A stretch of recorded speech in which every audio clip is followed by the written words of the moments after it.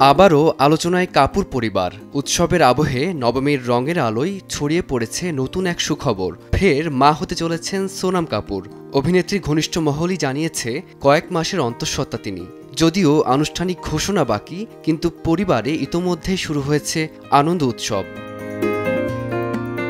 স্বামী আনন্দ আহুজার সঙ্গে দ্বিতীয় সন্তানের আগমনী উচ্ছ্বাস শীঘ্রই ভাগ করে নেবেন সোনাম কাপুর, এমন গুঞ্জন দানা বেঁধেছে বলিউডে। কারণ প্রথম সন্তানের পর থেকেই প্রায় আড়ালে অভিনেত্রী, মাতৃত্বকেই অগ্রাধিকার দিয়েছেন তিনি।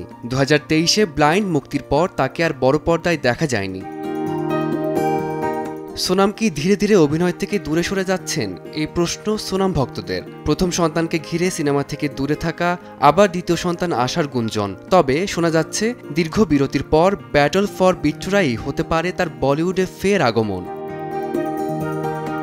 একদিকে মাতৃত্বের স্বাদ গ্রহণ, অন্যদিকে আবারও অভিনয়ে ফেরার হাতছানি কৌতূহল বাড়াচ্ছে ভক্তদের। তবে সবকিছুকে ছাপিয়ে নতুন অতিথিকে স্বাগত জানানোর প্রস্তুতি এখন কাপুর পরিবারের আলোচনার কেন্দ্রবিন্দু।